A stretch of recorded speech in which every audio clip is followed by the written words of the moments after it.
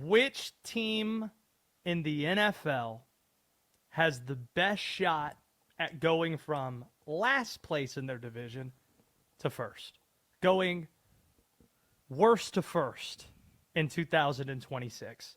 Today was a reminder of who that team is. We'll get into what happened today momentarily, but the team we're talking about is the Tennessee Titans.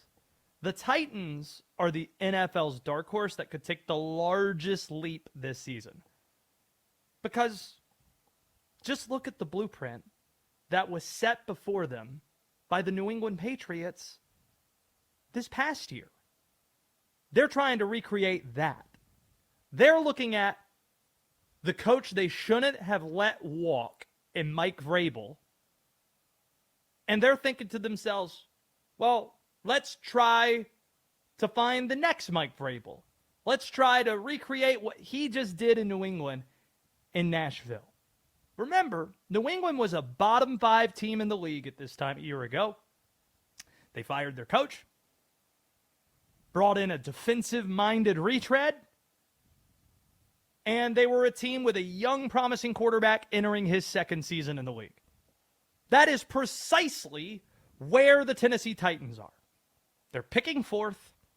They have Cam Ward entering year 2, and now they're hiring Robert Saleh, and this is his second NFL head coaching job, defensive-minded guru, defensive-minded coach. The most important coordinator hire this cycle might have been Tennessee landing Brian Daboll. Which brings us to the news of the day. Brian Daboll introduced to the media, and here he was on what intrigued him about the Tennessee job, and more specifically, Cam Ward's place in the selling. And then ultimately, Cam was a big factor. Have a lot of confidence in this young man. I'm sure I'll get asked about the pre-draft process last year, which was about this time.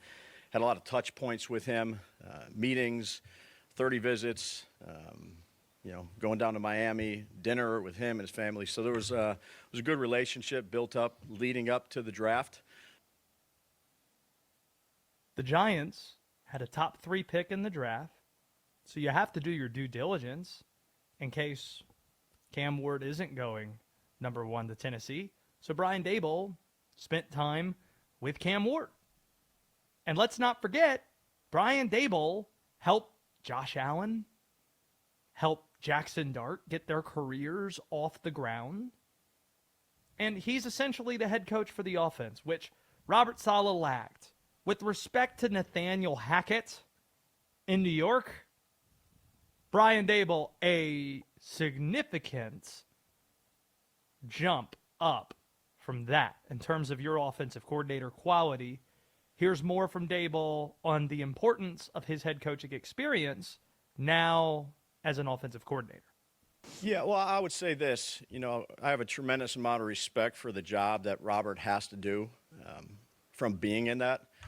I'm very happy to be where I'm at right now and to be part of this football team as the offensive coordinator. I'm always going to be here for Robert, the rest of the staff.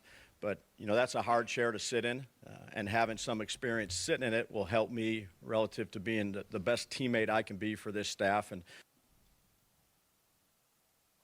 perfect thing to say there for Daboll. And it seems as if the Titans' success in this hiring cycle has largely been overlooked. And this is mostly for 2 reasons. You had 2 long-tenured coaches departing. Mike Tomlin after 19 years, John Harbaugh after 18. The Giants attracted the most attention out of the 10 hires that were made. So there were a lot of other hires to acknowledge when they hired John Harbaugh. But Tennessee, that's the team with a chance to make the biggest jump. And they're the right decision. If you are picking a team most likely to go from worst to first in their division, they're in the right division to do that in the AFC South. They are the team that has the potential to make the largest leap in 2026.